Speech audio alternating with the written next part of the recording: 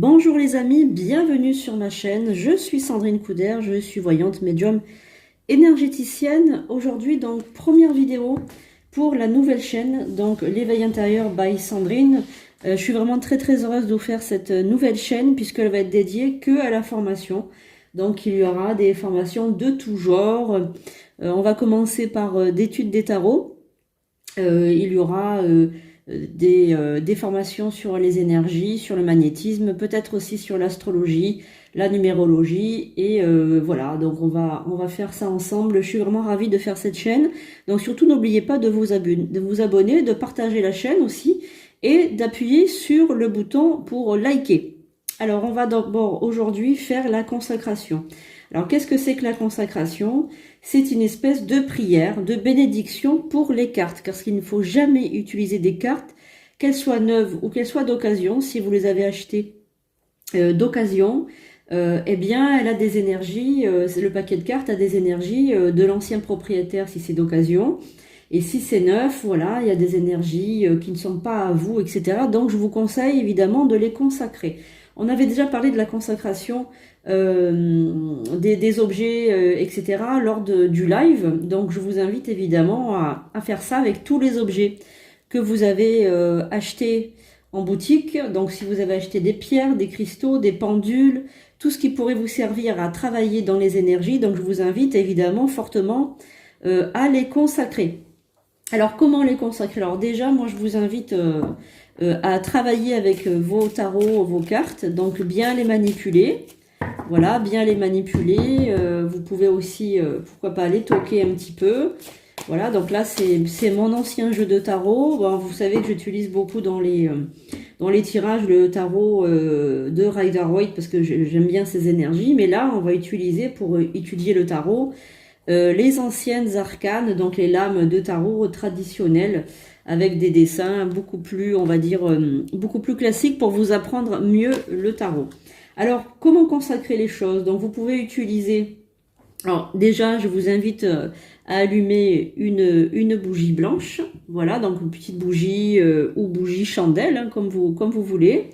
Je vous invite aussi à utiliser un bâtonnet d'encens ou de l'encens sur charbon, l'ancien encens, si vous avez envie. Là, pour vous montrer, on va utiliser donc de l'encens bâtonnet, donc, qui se trouve bien évidemment dans toutes les boutiques ésotériques.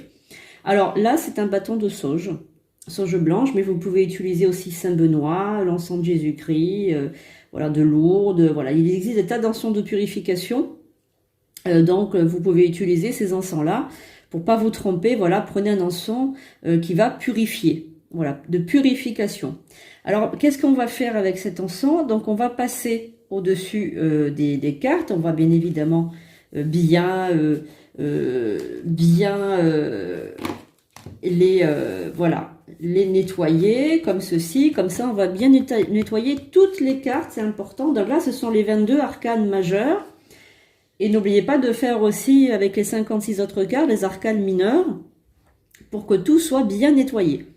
Donc on va commencer d'abord à prendre la flamme de votre bougie.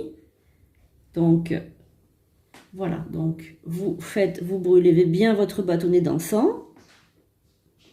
Voilà, et là vous voyez la fumée, donc vous passez bien partout au-dessus. Et là on va prononcer une phrase. Voilà, donc évidemment, il faut que vous soyez dans de bonnes conditions pour faire cette purification. Donc, je te consacre, esprit de tarot. Je te consacre, esprit de tarot. Je te consacre,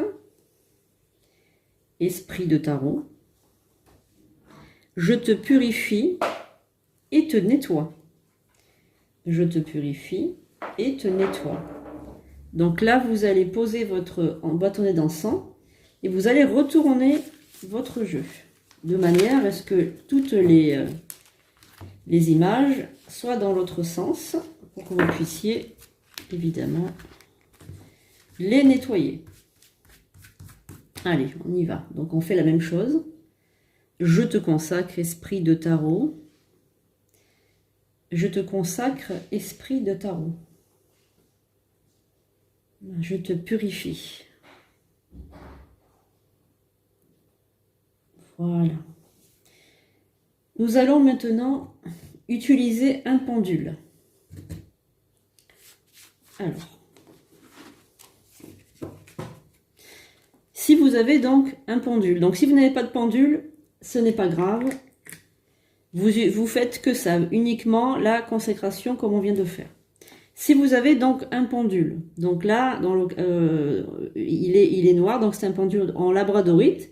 Donc c'est le pendule d'extraction que j'utilise pour extraire les mauvaises énergies. Alors, nous allons placer les lames de tarot, donc les 22 arcanes majeurs, comme ceci.